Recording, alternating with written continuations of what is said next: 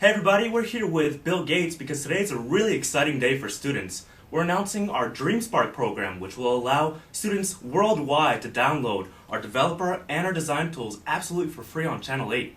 Now, Bill, when the academic team first came to you and said, hey, we want to give away our tools to students, oh, and by the way, we want to do it for free, what was your initial reaction to that? Well, I've always believed in getting developers at as young an age as possible. In fact, part of the dialogue was how do we make sure that even high school students can somehow get involved in the program. I think it's a fantastic thing. These are the tools that people can build a career around, or they can just build fun software for themselves. Sure. So let's take a step back and talk about students a little more generally.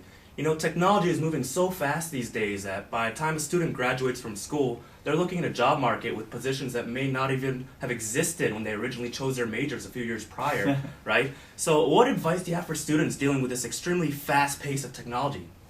Well, there's certainly a lot of fun that comes out of being in an area that there's always innovation and breakthrough, and software is the fastest moving field. So, I really encourage people that this is where you can have a fun career.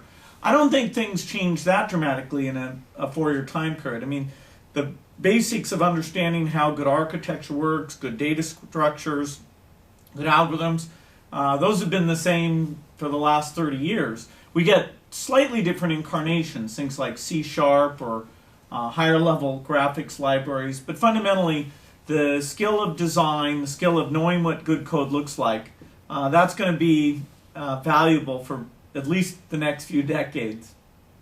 Okay, so I have, one final question for you. Imagine you're 17 or 18 years old again. You know everything you know about technology, everything you've done in your past, and you still have that entrepreneurial drive.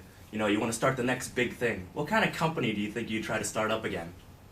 Well, I think some type of software company is definitely the place to be, because you don't need a big factory, you don't need a huge marketing budget. If you do a great piece of software, have some target users that you have in mind, particularly pick some that are influential. So if they adopt your software, then others are going to see, oh, well, that's what they're doing, and the word of mouth will spread around that.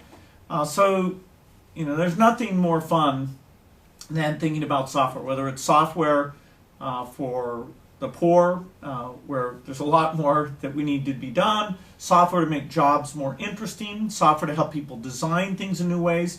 You can think about the sciences today, they're really driven by software. In biology, you have so much information, it's really software people who are going to help people organize that information and find patterns. Sure. And so biology needs software, astronomy needs software.